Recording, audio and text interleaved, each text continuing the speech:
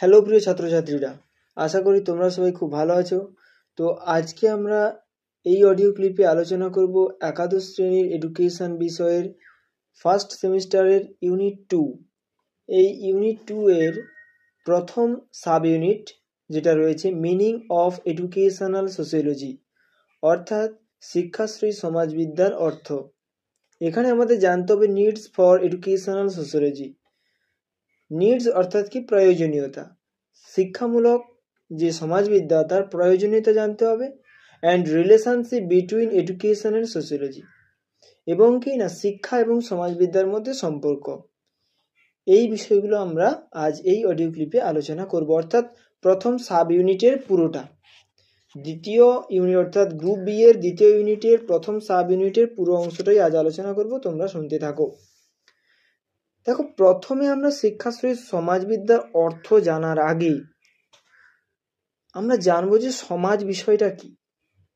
মানুষ যখন একে অপরের সঙ্গে ভাবের আদান প্রদান করতে থাকলো, নিজেরা যখন একত্রিত হতে থাকলো, ঐক্যবদ্ধ হতে শিখলো, যখন তাদের মধ্যে সচেতনতা বোধ সৃষ্টি হলো, তখন কি হলো, মানুষ একে অপরের পাশাপাশি অবস্থান করতে থাকলো, অর্থাৎ একে অপরের অবস্থানগত নৈকট্য তৈরি হলো। তাহলে কতগুলো বিষয় দেখো, ভাবের আদান প্রদান, সচেতনতা, ঐক্যবোধ, একসঙ্গে কার্যকলাপ, একসঙ্গে অবস্থান করা, এই সমস্ত বিষয়গুলোর মাধ্যমে ধীরে ধীরে মানুষ কিন্তু একটা সমাজের গঠন করে ফেলেছে।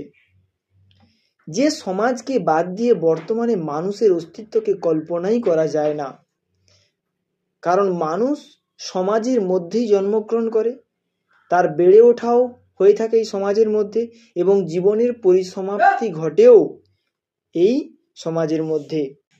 যেহেতু ব্যক্তির বেড়ে ওঠা এই সমাজের মধ্যেই হয়ে থাকে, অর্থাৎ ব্যক্তি জীবনের পরিপূর্ণতা লাভ করে এই সমাজের মধ্যে, সেহেতু বলা হয়ে থাকে শিক্ষা একটি সামাজিক প্রক্রিয়া। কারণ কি না, যখন ব্যক্তি জন্মগ্রহণ করে তার পরবর্তী সময়ে ব্যক্তি শিক্ষা গ্রহণের দিকে অগ্রসর হয়, আর শিক্ষা গ্রহণ চলে, এই শিক্ষা গ্রহণ প্রক্রিয়া চলে কিন্তু এই সমাজে অবস্থানরত থেকে, অর্থাৎ একজন ব্যক্তি সমাজের মধ্যে থেকেই সে শিক্ষা গ্রহণ করে।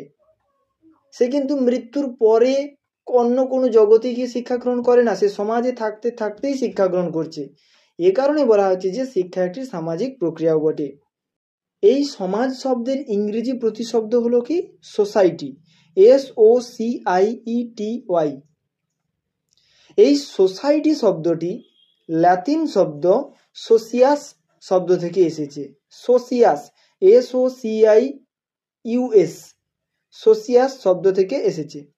এই সোসিয়াস কথার অর্থ হলো বন্ধুত্ব বা সাহচর্য। এ কারণে বলা হচ্ছে যে একে অপরের বন্ধুত্বের মাধ্যমে, একে অপরের সাহচর্য থেকে, নৈকট্যে থেকে, ভাবের আদান প্রদান, উভয়ের মধ্যে সচেতনতা ইত্যাদির মাধ্যমেই সমাজ গড়ে ওঠে। তাহলে এটা গেল সমাজ। এরপর আমরা জানবো সমাজবিদ্যা। দেখো, সমাজ একটা হলো, সমাজবিদ্যা একটা হলো। বিষয়টা কেমন? সমাজবিদ্যা হচ্ছে কি একটা বৈজ্ঞানিক ধারণা, যেখানে সমাজের মধ্যে যা কিছুকেই আমরা স্বীকার করি না কেন, তাকে জাস্ট সমাজে আছে বলেই আমরা স্বীকার করব এরকম কিছু নয়। তাকে যুক্তি দিয়ে, বৈজ্ঞানিক ধ্যান ধারণার মধ্য দিয়ে, বৈজ্ঞানিক বিচার বিশ্লেষণের মধ্য দিয়ে তাকে আমরা গ্রহণ করব। এটাই হচ্ছে সমাজবিদ্যা। অর্থাৎ সমাজের কোনো কার্যকলাপকে আমরা সরাসরি গ্রহণ করব না, সেই কার্যকলাপকে বৈজ্ঞানিক বিচার বিশ্লেষণের মাধ্যমে আমরা গ্রহণ করব। তাহলে এই সমাজের প্রত্যেকটা বিষয়ের বিচার বিশ্লেষণ, প্রত্যেকটা বিষয়ের বৈজ্ঞানিক বিচার বিশ্লেষণ যে বিদ্যায় বা যে বিজ্ঞানে আলোচনা করা হয়, সেটাই হচ্ছে কি সমাজ বিজ্ঞান বা সমাজবিদ্যা বা সোসিওলজি। দেখো, এই সমাজবিদ্যা বা সোসিওলজি শব্দটি সর্বপ্রথম ব্যবহার করেন ফরাসি দার্শনিক অগাস্ট কোঁত। কোথাও কোথাও থাকতে পারে অগাস্ট কোঁত, কোনো সমস্যা নেই, তো আমরা বলবো যে অগাস্ট কোঁত বা অগাস্ট কোঁত, যেটা খুশি। তো এই অগাস্ট কোঁত সর্বপ্রথম এই সোসিওলজি শব্দটি ব্যবহার করেন 1839 খ্রিস্টাব্দে। ঠিক আছে, তিনি বলেছেন যে সমাজের সমস্ত কিছুকে আমরা বৈজ্ঞানিক ভিত্তিতে যাচাই করে গ্রহণ করব। এ কারণে এই ফরাসি দার্শনিক অগাস্ট কোঁতকে সমাজবিদ্যা তথা সোসিওলজির জনক বলা হয়। আবার এই সমাজবিদ্যা শব্দটির ইংরেজি প্রতিশব্দ হলো সোসিওলজি, যেটা এসেছে দুটি লাতিন শব্দ থেকে। এই দুটি লাতিন শব্দ হলো সোসিয়েটাস এবং লোগোস। সোসিয়েটাস স্পেলিংটা বলে দিই, SOCIETUS, সোসিয়েটাস, যার অর্থ হলো কি সোসাইটি বা সমাজ, এবং লোগোস LOGOS, লোগোস কথার অর্থ হলো সায়েন্স বা বিজ্ঞান। তাহলে সোসিওলজি শব্দের ব্যুৎপত্তিগত অর্থ কি দাঁড়ালো না সমাজের বিজ্ঞান, অর্থাৎ সমাজবিদ্যা হলো সমাজের বিজ্ঞান। এই সমাজবিদ্যার কয়েকটা গুরুত্বপূর্ণ সংজ্ঞা আমাদের জেনে রাখা দরকার, যেটা MCQতে থাকতে পারি। তার মধ্যে প্রথমত হলো অগাস্ট কোঁত, তিনি বলেছেন সমাজবিদ্যা হলো সামাজিক নির্দেশ এবং প্রগতির বিজ্ঞান। এটা MCQর প্রশ্ন হতে পারে। আবার এমিল ডুরখেইম, তিনি বলেছেন সমাজবিদ্যা হলো সমষ্টিগত প্রতিনিধিত্বের বিজ্ঞান। এটা বলেছেন কে? Emil Durkheim. এই দুটি সংজ্ঞা তোমরা মনে রাখবে। এবার আমরা আসবো শিক্ষাশ্রয়ী সমাজবিজ্ঞান বা শিক্ষাশ্রয়ী সমাজবিদ্যা, এডুকেশনাল সোসিওলজি। এই এডুকেশনাল সোসিওলজি অর্থাৎ শিক্ষামূলক যে সমাজবিদ্যা, এটা হচ্ছে সমাজবিদ্যার একটা প্রয়োগমূলক শাখা। সমাজবিদ্যার অনেক শাখা রয়েছে, তার মধ্যে গ্রামীণ সমাজবিদ্যা, নাগরিক সমাজবিদ্যা, অর্থনৈতিক সমাজবিদ্যা, অপরাধমূলক সমাজবিদ্যা, শিক্ষাশ্রয়ী সমাজবিদ্যা, শিল্প সম্বন্ধীয় সমাজবিদ্যা ইত্যাদি বিষয়। তার মধ্যে একটা প্রয়োগমূলক শাখা হলো শিক্ষাশ্রয়ী সমাজবিদ্যা। এই শিক্ষাশ্রয়ী সমাজবিদ্যা সর্বপ্রথম 19বিংশ শতাব্দীর শেষ ভাগে মার্কিন যুক্তরাষ্ট্রে জন ডিউই এবং ফ্রান্সে এমিল ডুরখেইম সর্বপ্রথম সূচনা করেছিলেন এই শিক্ষাশ্রয়ী সমাজবিদ্যার। পরবর্তীকালে ইংল্যান্ডের কার্ল মানহেইম, তিনি এই শিক্ষাশ্রয়ী সমাজবিদ্যার প্রচলন ঘটিয়েছেন। আবার 1907 সালে হেনরি সুজাল্লো সর্বপ্রথম শিক্ষাশ্রয়ী সমাজতত্ত্বের পাঠদান শুরু করেছিলেন, এবং পরবর্তীকালে এই শিক্ষাশ্রয়ী সমাজবিদ্যার উপরে পাঠ্যপুস্তক রচনা করার কাজ শুরু করেন ওয়াল্টার আর স্মিথ। এগুলো আমাদের MCQর জন্য মনে রাখতে হবে। এই শিক্ষাশ্রয়ী সমাজবিদ্যার জনক বলা হয় জর্জ পেইনিকে। এর কারণ কি না জর্জ পেইন তিনি এই শিক্ষাশ্রয়ী সমাজবিদ্যাকে একটা আলাদা রূপ দেন। তিনি বলেন যে শিক্ষাশ্রয়ী সমাজবিদ্যা হলো সমাজবিজ্ঞানের সেই শাখা যার সাহায্যে বিভিন্ন সামাজিক প্রতিষ্ঠান, সামাজিক দল, সামাজিক প্রক্রিয়ার বর্ণনার মাধ্যমে ব্যক্তি তার অভিজ্ঞতা অর্জন করে এবং সেগুলিকে সংগঠিত করে। তিনি বললেন কি না সমাজের যত প্রক্রিয়া আছে, সে সামাজিক দল হোক, সামাজিক গোষ্ঠী, সামাজিক প্রতিষ্ঠান, সব কিছুকে সঠিকভাবে বর্ণনা করা হবে, যার মাধ্যমে ব্যক্তি বিভিন্ন অভিজ্ঞতা অর্জন করবে এবং সেই অভিজ্ঞতাগুলোকে ব্যক্তি প্রয়োগ ঘটাবে। এটা বলেছেন কে? George pain.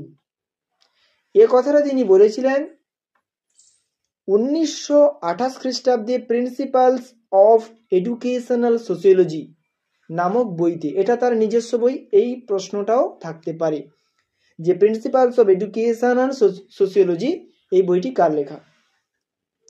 এ কারণে জর্জ পেইনেকে শিক্ষাশ্রয়ী সমাজবিদ্যার জনক বলা হয়।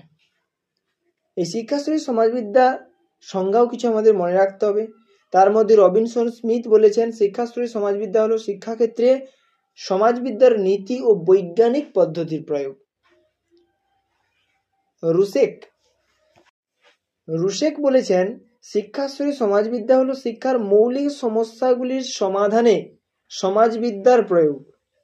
তিনি বলেন কিনা শিক্ষার যে মৌলিক সমস্যাগুলো রয়েছে সেগুলো সমাধান করার জন্য সমাজবিদ্যার প্রয়োগই হচ্ছে শিক্ষাশ্রয়ী সমাজবিদ্যা। অর্থাৎ শিক্ষার সমস্যা সমাধানে সমাজবিদ্যার প্রয়োগই হলো শিক্ষাশ্রয়ী সমাজবিদ্যা। আর ওটা ওই একটা সংজ্ঞা বলেছেন। তিনি বলেছেন শিক্ষাশ্রয়ী সমাজবিদ্যা হলো শিক্ষা এবং সমাজের মধ্যে সম্পর্কের বৈজ্ঞানিক আলোচনা। তো এই সংজ্ঞাগুলো মোটামুটি মনে রাখলেই হবে। সংজ্ঞা। তো এরপর আমরা জানব শিক্ষাশ্রয়ী সমাজবিদ্যার নিড, অর্থাৎ কি তার প্রয়োজনীয়তা, কেন আমরা শিক্ষাশ্রয়ী সমাজবিদ্যা পড়ব। দেখো, শিক্ষাশ্রয়ী সমাজবিদ্যা প্রথমত যে বিষয়টা রয়েছে, শিক্ষাশ্রয়ী সমাজবিদ্যা সমাজের সকল মানুষের দার্শনিক এবং সামাজিক দৃষ্টিভঙ্গির উন্নয়নে বিশেষ ভূমিকা গ্রহণ করে। তাদের নৈতিক, সামাজিক, আধ্যাত্মিক, অনুসন্ধানমূলক, চারিত্রিক ইত্যাদি বিভিন্ন দিকের বৈশিষ্ট্যগুলিকে সঠিকভাবে গড়ে তোলার জন্য সমাজের বিভিন্ন প্রক্রিয়াগুলি দায়ী। তো সমাজ এই সমস্ত প্রক্রিয়াগুলোকে সঠিকভাবে তৈরি করে দেয় বলে একজন ব্যক্তিকে বা একজন শিক্ষার্থীকে সে সঠিকভাবে শিক্ষা অর্জন করতে পারে বা শিক্ষা গ্রহণ করতে পারে। আর কি, দ্বিতীয়ত, সমাজবদ্ধ মানুষের চিন্তাধারা, মূল্যবোধ, আচার আচরণের পরিবর্তন ঘটিয়ে ব্যক্তি এবং সমাজকে উন্নতির পথে এগিয়ে নিয়ে যায় এবং অগ্রগতির পথে এগিয়ে নিয়ে যায় শিক্ষাশ্রয়ী সমাজবিদ্যা। সমাজবিদ্যা অর্থাৎ এই শিক্ষাশ্রয়ী সমাজবিদ্যা কি করে? সামাজিক সচলতাকে বৃদ্ধি করে, সামাজিক গতিশীলতাকে বাড়িয়ে তোলে। কিভাবে? শিক্ষার সঙ্গে সমাজের গভীর সম্পর্ক স্থাপনের মাধ্যমে, যার ফলস্বরূপ এই সামাজিক সচলতা লক্ষ্য করা যায়।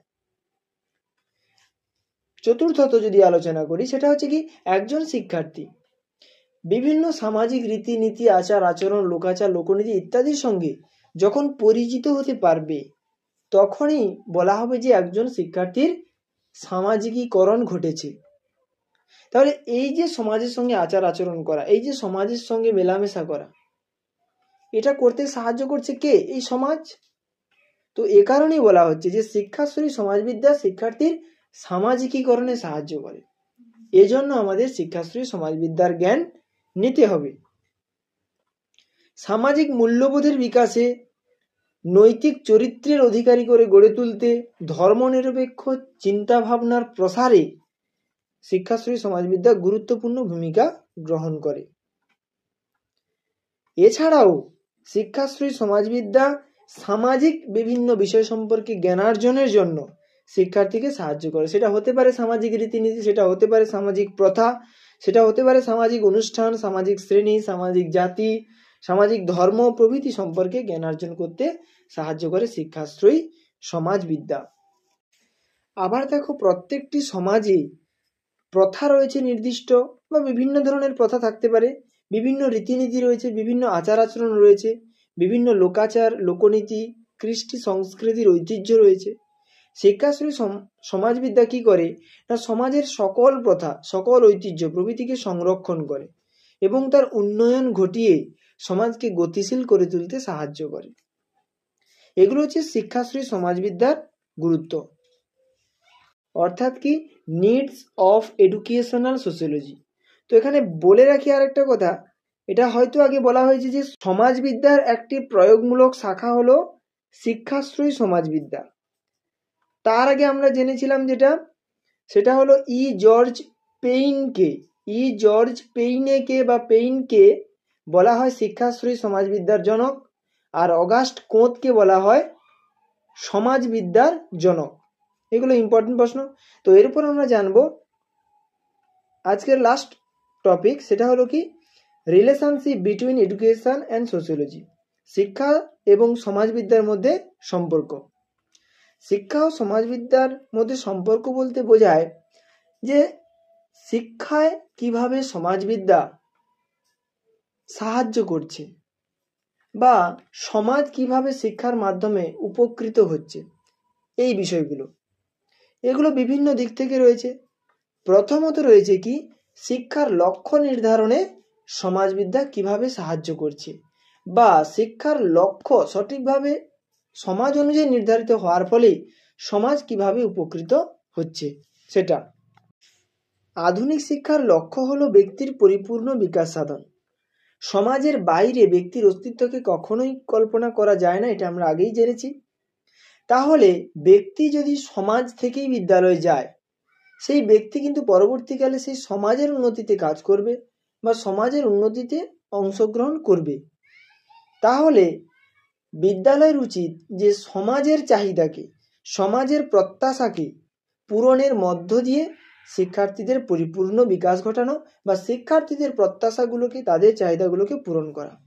এর মাধ্যমে কি হয়, একদিকে যেমন সমাজের চাহিদাগুলো পূরণ করা যায়, সেইভাবে শিক্ষার্থীদের প্রত্যাশা বা তাদের চাহিদাগুলোকেও পূরণ করা যায়। এর ফলে সমাজের অগ্রগতি এবং উন্নয়ন ঘটে, যার ফলে ব্যক্তির অগ্রগতি এবং উন্নয়ন নিশ্চিত হয়। আবার একইভাবে ব্যক্তির অগ্রগতি এবং উন্নয়ন যদি নিশ্চিত হয়, তাহলে সমাজের মধ্যে একটা সচলতা বা গতিশীলতা বজায় থাকে। অর্থাৎ কি, সমাজ উন্নতি এবং অগ্রগতির চরম শিখরে পৌঁছানোর দিকে এগিয়ে চলে। আর কি না, পাঠ্যক্রম নির্ধারণে সমাজবিদ্যা বিভিন্নভাবে সাহায্য করে। কিরকম? আধুনিক শিক্ষার পাঠ্যক্রম কিন্তু কেবলমাত্র কয়েকটা বিষয় কেন্দ্রিক নয়। বর্তমান পাঠ্যক্রম হচ্ছে বিদ্যালয়ের বাইরের বিষয়বস্তু, অর্থাৎ বিদ্যালয়ের বাইরে যা প্রকৃতিতে আমরা যা কিছু দেখতে পাচ্ছি, সেখানে শিক্ষার্থীরা যা অভিজ্ঞতা অর্জন করছে সেটা, এবং শিক্ষার্থীরা বিদ্যালয় পঠন পাঠনের মাধ্যমে যা কিছু অভিজ্ঞতা অর্জন করছে সেটা। তাহলে উভয়ের মিশ্রণই হচ্ছে পাঠ্যক্রম। তাহলে পাঠ্যক্রমের কোনো একটা নির্দিষ্ট সীমাবদ্ধতা এখানে নেই। তো সেহেতু বলা চলে যে শিক্ষার্থীর পাঠ্যক্রমের মধ্যে অবশ্যই সামাজিক বিষয়গুলোকে ঢোকানো দরকার। এজন্য আধুনিক পাঠ্যক্রমকে শিক্ষার্থীদের চাহিদা, সামর্থ্য, পছন্দ অপছন্দ ইত্যাদির সঙ্গে সঙ্গে শিক্ষার্থীরা যে সমাজে থাকে সেই সমাজের চাহিদা, সেই সমাজের প্রত্যাশাকে গুরুত্ব প্রদান করা হয়ে থাকে। সেই সমাজের চাহিদা প্রত্যাশাকে গুরুত্ব দিয়ে পাঠ্যক্রম রচনা করা হয়ে থাকে। এটা গেল কি, পাঠ্যক্রমে সমাজবিদ্যা কিভাবে সহায়তা করছে। এবার কি না, শিক্ষক ও সমাজবিদ্যা। শিক্ষক কেমন হবেন বা শিক্ষকের বিষয়ে সমাজবিদ্যা কি বলছে? সমাজবিদ্যা বলছে শিক্ষকের সমাজের বা সমাজ বিজ্ঞানের গুরুত্বপূর্ণ নির্দেশিকাগুলো যে রয়েছে সেগুলো সম্পর্কে স্বচ্ছ ধারণা থাকবে। অর্থাৎ একজন শিক্ষকের সমাজ বিজ্ঞানের জ্ঞান অবশ্যই থাকবে। তিনি নিজের জীবনে বিভিন্ন সামাজিক মূল্যবোধ রীতিনীতিগুলিকে প্রয়োগ ঘটাবেন, যার ফলে শিক্ষার্থীদের মধ্যেও ওই রীতিনীতিগুলো সঞ্চালিত হবে শিক্ষকের কাছ থেকে। শিক্ষক যদি সামাজিক রীতিনীতি, প্রথা, আচার আচরণ ইত্যাদি যদি সঠিকভাবে মেনে চলে, তাহলে শিক্ষার্থীরাও শিক্ষককে অনুসরণ করে সেই রীতিনীতিগুলো, সেই আচার ব্যবহারগুলো শিক্ষার্থীরাও করে থাকবে। তো এ কারণে বলা হচ্ছে যে শিক্ষকের অবশ্যই সমাজবিজ্ঞানের জ্ঞান থাকা জরুরি, যাতে তিনিও যেমন সামাজিকীকরণে সঠিকভাবে নিজেকে অভিযোজন করতে পারবেন, সেরকমভাবে শিক্ষার্থীও সমাজ পরিবেশে নিজেকে অভিযোজিত করতে পারবে। এরপর কি না, শিক্ষার উপাদান এবং সমাজবিজ্ঞান। শিক্ষার উপাদান আমরা মূলত জানি চারটা। তার মধ্যে প্রথম দুটি হলো মানবিক উপাদান, যেমন শিক্ষার্থী, শিক্ষক, আর অপর দুটি হলো পাঠ্যক্রম এবং শিক্ষা প্রতিষ্ঠান, যেটা হচ্ছে বস্তুগত উপাদান। এই উপাদানগুলির প্রত্যেকটাই কিন্তু সমাজ থেকে আসে। এই উপাদানগুলির পারস্পরিক সম্পর্ক বা পারস্পরিক ক্রিয়াকলাপ ছাড়া সম্পূর্ণ শিক্ষা প্রক্রিয়া কখনো পরিপূর্ণতা পেতে পারে না। বাস্তবে দেখা যায় এগুলিকে সঠিকভাবে এবং কার্যকরীভাবে পরিচালনার মাধ্যমেই সমাজের অগ্রগতি সম্ভব। তাই শিক্ষার উপাদান এবং সমাজের মধ্যে পারস্পরিক সম্পর্ক থাকা অনিবার্য। শিক্ষাদান পদ্ধতির ক্ষেত্রে সমাজবিজ্ঞানের জ্ঞান জরুরি। কারণ কি না, আধুনিক শিক্ষা ব্যবস্থায় বলা হয় শিক্ষার্থীকে কোনো রকম কঠোর শৃঙ্খলার মধ্যে আবদ্ধ রেখে তাদের শিক্ষাদান করা যাবে না। তাদের মানসিক অবস্থান, তাদের পছন্দ অপছন্দ, চাহিদা, প্রবণতা, আবেগ ইত্যাদিকে গুরুত্ব দিয়ে শিক্ষাদান পদ্ধতিকে নিশ্চিত করতে হবে। আর যেহেতু বিদ্যালয় একটি সমাজের ক্ষুদ্রতর সংগঠন, সেহেতু সমাজকে গুরুত্ব দিয়ে, সমাজের চাহিদাকে গুরুত্ব দিয়ে, সমাজের প্রত্যাশাকে গুরুত্ব দিয়ে বিজ্ঞানসম্মত উপায়ে বিদ্যালয়ের পঠন পাঠন পদ্ধতি স্থির করতে হবে। এজন্য তাহলে শিক্ষক শিক্ষিকাদের সমাজবিজ্ঞানের জ্ঞান থাকা জরুরি। এরপর কি, বিদ্যালয় ও সমাজবিজ্ঞান। আমরা জেনেছি যে ডিউই বলেছেন, school is a simplified, purified, better balanced society. অর্থাৎ বিদ্যালয় হলো সরল, বিশুদ্ধ ও আদর্শ সমাজ। বিদ্যালয়কেও তিনি একটা সমাজের সঙ্গে তুলনা করেছেন, অবশ্যই, কারণ বিদ্যালয় সমাজেরই একটা অংশ বটে। এই জাতীয় আর একটি অভিমত হলো কি, বিদ্যালয় হলো সমাজের ক্ষুদ্র সংস্করণ। School is a miniature of society. অর্থাৎ কি, সমাজের একটা ছোট ক্ষুদ্র অংশ হলো বিদ্যালয়। তাহলে দেখো, সমাজকে গুরুত্ব দিয়েই বিদ্যালয়ের যা যাবতীয় কার্যাবলী সেটা পরিচালনা হওয়া দরকার। সমাজের রীতিনীতি অধ্যয়নের পাশাপাশি সমাজ বিজ্ঞান বিদ্যালয়ের সমাজেও অধ্যয়ন করা জরুরি। অর্থাৎ বিদ্যালয়তেও শিক্ষার্থীরা সমাজবিদ্যাকে অধ্যয়ন করবে, সমাজ সম্পর্কে জানবে, সমাজের সঙ্গে যাতে তারা সঠিকভাবে অভিযোজন করতে পারে। তাহলে বিদ্যালয়কে সমাজের উপযোগী করে তুলতে হবে, তার জন্য একজন শিক্ষকের সমাজবিদ্যার জ্ঞান থাকা অত্যন্ত জরুরি। আর কি না, শিক্ষাক্ষেত্রের শৃঙ্খলা। শিক্ষাক্ষেত্রে শৃঙ্খলা একটা গুরুত্বপূর্ণ বিষয়, যেটা আমরা আগেই বলেছি যে শিক্ষার্থীদের কোনো রকম কঠোর শৃঙ্খলার মধ্যে রাখা চলবে না। শিক্ষার্থীদের কখনো বিদ্যালয়ের মধ্যে, কখনো ভ্রমণে নিয়ে গিয়ে, কখনো বাইরের প্রকৃতিতে নিয়ে গিয়ে শিক্ষার্থীদের স্বাধীনতা দানের মাধ্যমে শিক্ষাদানের কথা বলা হয়েছে সমাজবিজ্ঞানে। অর্থাৎ শিক্ষার্থীদের স্বাধীনতা দানের মাধ্যমে শিখতে দিতে হবে, তারা যাতে নিজেরা শিখতে পারে, নিজেরা যাতে সমাজের বিভিন্ন বিষয়গুলোকে প্রত্যক্ষ করে সেখান থেকে বিভিন্ন অভিজ্ঞতা অর্জন করে নিজেরা সেই বিষয়গুলো সম্পর্কে জ্ঞান অর্জন করতে পারে, সেদিকে লক্ষ্য রাখতে হবে। এমন কথা বলা হচ্ছে সমাজবিজ্ঞানে, অর্থাৎ শিক্ষাশ্রয়ী সমাজবিজ্ঞানে। তাহলে শিক্ষার্থীদের এই সমস্ত ভাবেই আমরা যে বিষয়গুলো আলোচনা করলাম সেগুলোর মাধ্যমে যদি শিক্ষার্থীদের শিক্ষা দিতে হয়, তাহলে একজন শিক্ষকের অবশ্যই শিক্ষাশ্রয়ী সমাজবিজ্ঞানের জ্ঞান থাকা জরুরি। অর্থাৎ এডুকেশনাল সোশিওলজির যে জ্ঞান সেটা একজন শিক্ষক বা শিক্ষিকার অবশ্যই থাকতে হবে। তাই বলা যায় যে শিক্ষার্থীর জীবনে শৃঙ্খলাবোধ জাগ্রত করার ক্ষেত্রে শিক্ষা এবং সমাজবিজ্ঞান পরস্পর সম্পর্কযুক্ত। তাহলে আমরা জানলাম যে কি না, শিক্ষার সঙ্গে সমাজবিদ্যা কিভাবে সম্পর্কযুক্ত, একে অপরের সঙ্গে কিভাবে সম্পর্কযুক্ত। বিদ্যালয়ে যদি সঠিকভাবে শৃঙ্খলা স্থাপন করা যায়, শিক্ষার্থীরা যদি সঠিকভাবে শৃঙ্খলিত হতে পারে, তাহলে তারা সমাজের ব্যক্তিবর্গের সঙ্গে সঠিকভাবে উপযুক্ত শৃঙ্খলার মাধ্যমে মেলামেশা করবে। আবার বিদ্যালয়ে যদি সমাজবিদ্যার বিষয়কে ঢোকানো যায় পাঠ্যক্রমের মধ্যে, তাহলে শিক্ষার্থীরা সমাজকে সঠিকভাবে জানতে পারবে, সমাজের বিষয়গুলো সম্পর্কে তারা অনেকটা ওয়াকিবহল হবে। সমাজের যে পরিবর্তনশীলতা বা গতিশীলতা, তার সঙ্গে শিক্ষার্থীরা অভিযোজন করতে পারবে যদি শিক্ষার্থীদেরকে সঠিকভাবে সমাজের জ্ঞান, সমাজের ধ্যান ধারণাগুলোকে, সমাজের রীতিনীতি আচার আচরণ প্রথাগুলোকে শিক্ষার্থীদের মধ্যে ঢোকানো যায়।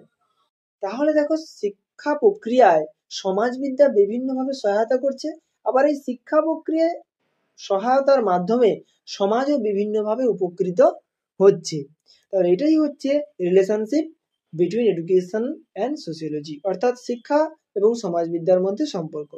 তাহলে এটুকুই হলো আজকের আমাদের অডিও ক্লিপের আলোচনা। আজকের এই অডিও ক্লিপটি ভালো লাগলে একটি লাইক করে দাও এবং চ্যানেলটিকে সাবস্ক্রাইব করে বেল আইকন ক্লিক করে চ্যানেলের সঙ্গে থাকো। এছাড়াও তোমরা চাইলে আমাদের হোয়াটসঅ্যাপ গ্রুপে যুক্ত হতে পারো, যেখানে আমরা এমসিকিউগুলো আলোচনা করি।